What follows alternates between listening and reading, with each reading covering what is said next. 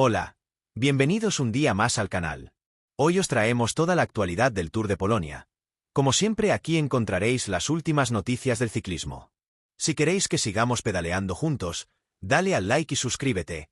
Así seremos más influyentes y llegaremos a más personas. El Tour de Polonia 2025 arrancó entre charcos, cielo encapotado y un ambiente contenido, más de clásica otoñal que de inicio veraniego. La región de Silesia sirvió de anfitriona en esta primera jornada sin sobresaltos tácticos, pero con detalles suficientes como para no pasar desapercibida. Una etapa donde el viento no sopló con malicia, la lluvia no castigó con rabia y los favoritos se escondieron tras las filas, conscientes de que la batalla real aún está lejos. Era una jornada escrita con tinta previsible, donde todo apuntaba al guión habitual. Escapada temprana, control de los trenes de los grandes bloques y un sprint final decidido al milímetro.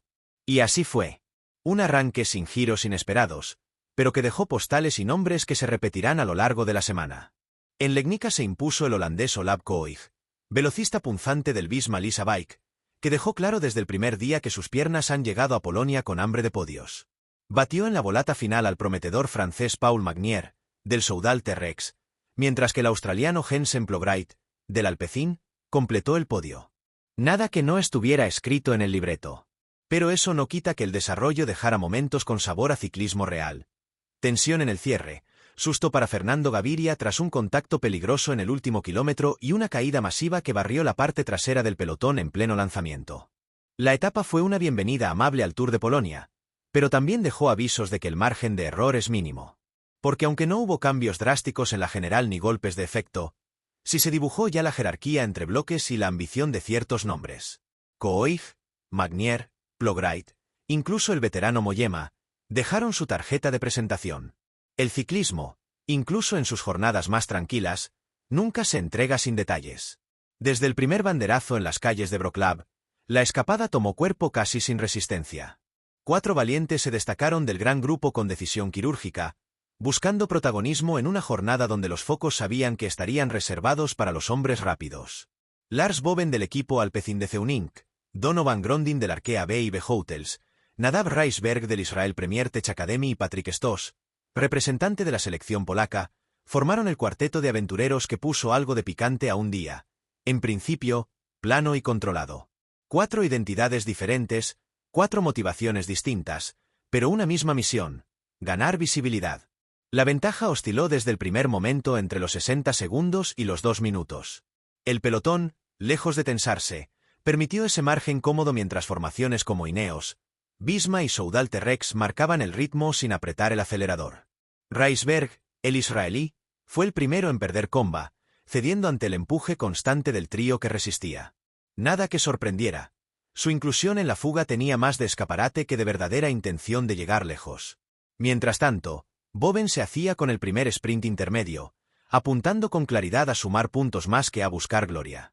La lluvia, persistente pero no torrencial, acompañó los primeros kilómetros de la jornada.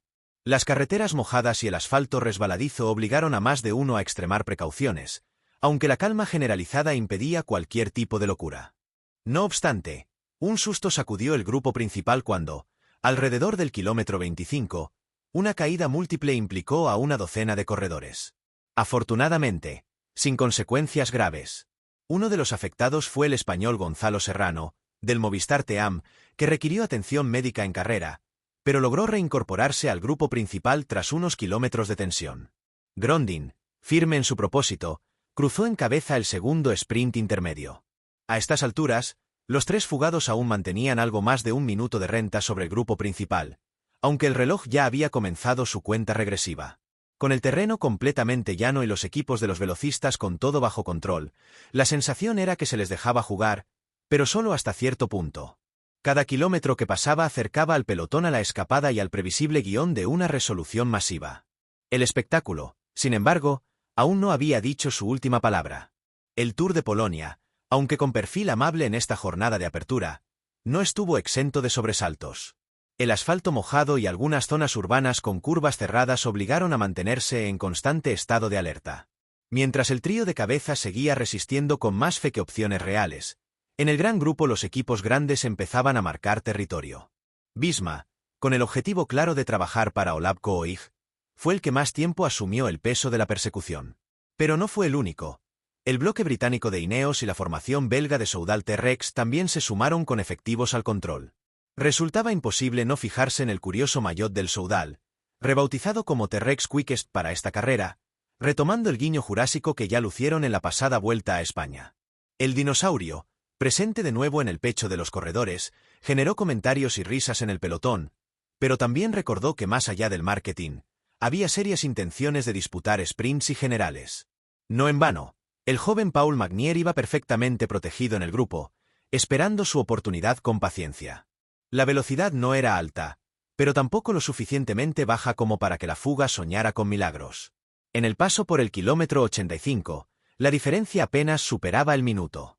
El pelotón se mantenía compacto, con rostros relajados pero atentos. Se percibía un acuerdo tácito entre los bloques importantes. Nadie quería perder energías de más, pero tampoco se iba a permitir que los escapados tuvieran alas. Era un juego de relojes, de control meticuloso. Cada relevo contaba, cada gesto medía fuerzas. Mientras tanto, en cabeza de carrera, comenzaban las primeras señales de fatiga. El polaco Stoss, que había sido uno de los más activos, empezaba a descolgarse levemente. Grondin, por su parte, volvió a cruzar primero por el tercer y último sprint intermedio del día, sumando segundos y puntos que no le alcanzarían para soñar con el liderato, pero que podrían valerle en clasificaciones secundarias. Boven, algo más conservador, mantenía el ritmo sin tomar tantos riesgos. A pesar del desgaste, los dos seguían creyendo en su causa. Pero el margen ya era mínimo. El pelotón rodaba con ese ritmo de crucero que no necesita aceleraciones violentas, pero que consume distancias como un reloj suizo. La diferencia caía a plomo. El público en las cunetas, paraguas en mano, empezaba a intuir lo inevitable. El grupo estaba a punto de echar el lazo y el gran espectáculo del sprint se avecinaba. Con el último sprint intermedio ya en el retrovisor y las fuerzas comenzando a escasear, el destino de la fuga quedó sellado sin necesidad de sorpresas. A 45 kilómetros del arco de meta, la diferencia no alcanzaba ni los 30 segundos. Era solo cuestión de tiempo. Patrick Stoss, agotado tras su esfuerzo, fue el primero en levantar el pie. El ciclista local, ovacionado por el público, entendía que su jornada de protagonismo llegaba a su fin. Boven y Grondin, los dos últimos en resistir, aún mantenían la esperanza de alargar la agonía unos kilómetros más, pero el pelotón, comandado con precisión por los trenes del Visma, ya les respiraba en la nuca. A 37 de meta, el trabajo estaba hecho. La fuga fue absorbida, sin drama ni persecuciones frenéticas. Era el cumplimiento de un plan diseñado desde el coche. Permitir visibilidad, mantener controlado el tiempo, cerrar el hueco con margen suficiente para preparar el sprint. Cada equipo sabía lo que debía hacer, y cada bloque había cumplido su parte. El grupo rodaba ahora agrupado, con las formaciones de los velocistas en fase de reconfiguración.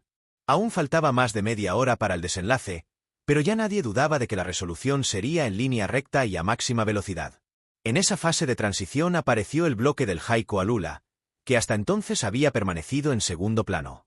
También se sumó el Cofidis, consciente de que cualquier descuido en el posicionamiento podía dejar fuera de combate a sus corredores rápidos. La carretera, amplia y sin desniveles, ofrecía el terreno perfecto para construir los trenes. El pelotón, a pesar del paso de los kilómetros, rodaba compacto y fluido. El sol, tímido pero presente en la recta final, ofrecía una imagen muy distinta a la que había abierto la jornada. La lluvia se había disipado y la luz caía sobre la ciudad de Legnica como un símbolo de calma antes del caos del sprint. Los últimos 30 kilómetros fueron una danza táctica. Posicionamientos, relevos medidos, y miradas cruzadas. Los equipos ya no pensaban en el tiempo ni en los puntos. Pensaban en colocar a su hombre rápido en la posición ideal para un final milimétrico. El rugido del público aumentaba. La velocidad también. La batalla definitiva estaba a punto de empezar. Los últimos 20 kilómetros se convirtieron en un tablero de ajedrez rodante. Las formaciones de los velocistas emergieron como enjambres perfectamente entrenados, buscando el carril limpio, el hueco justo, el impulso definitivo. Visma seguía siendo el bloque dominante, pero ya no estaban solos en cabeza. Jayco, Lidl Trek, Tudor y Alpecin empezaron a mostrar sus cartas. Cada corredor tenía un cometido claro: proteger, posicionar y lanzar. La tensión en el grupo era palpable, aunque la velocidad seguía aumentando de forma gradual y medida. Se sabía que el verdadero caos llegaría en los últimos 5.000 metros. A 17 kilómetros de meta, un gesto simbólico captó la atención de todos. El veterano Bauke Mollema, en su último año como profesional, se escapó del gran grupo unos metros para disputar el único premio de montaña de la jornada. No lo necesitaba, no lo buscaba, pero quiso darse el gusto. Esprintó con clase, se llevó los puntos y se ganó el derecho a vestir el maillot de lunares azules y blancos. Fue su forma de saludar al público polaco y, quizás, despedirse del ciclismo con pequeños homenajes que no salen en las portadas, pero que valen más que un podio. El grupo volvió a reagruparse y los nervios crecieron. El ritmo era infernal, las calles comenzaban a estrecharse y las curvas afiladas del casco urbano de Legnica ponían a prueba la pericia de cada ciclista. A menos de 2 kilómetros del final, el caos se desató. Una caída, provocada por un enganchón en la parte central del pelotón, alteró por completo los planes de varios equipos. Un corredor del Movistar Team fue uno de los más perjudicados, quedando fuera de toda opción. Por suerte, no hubo fracturas, pero el desorden fue total. Entre el tumulto, Fernando Gaviria se salvó por centímetros. El colombiano logró esquivar el desastre, pero perdió tracción y quedó descolocado justo cuando debía estar en la rueda buena. Aún intentó reconectar, pero ya era tarde. La volata se lanzó con Koeig en el momento preciso, como si hubiera leído el viento, el hueco y el instante exacto. El holandés del Visma explotó con potencia y precisión quirúrgica. Paul Magnier, oculto hasta ese momento, salió como un misil por el centro, pero su arrancada fue un segundo tarde. No logró emparejar la rueda. Jensen Ploegrijd, por su parte, mantuvo la línea y aseguró el tercer puesto. Michael Ziegler y Ethan Vernon completaron el top 5. Gaviria, descolocado por el susto, cerró la jornada en la plaza número 15. Un final con más tensión que gloria, pero que confirmó que Koeig ha venido a Polonia a ganar. La línea de meta en Legnica selló una jornada donde el guión fue casi exacto a lo previsto, pero no por ello carente de matices. Olav Koeig subió al podio con la sonrisa medida de quien sabe que ha cumplido con lo esperado, pero también con la concentración intacta. Esto no ha hecho más que empezar.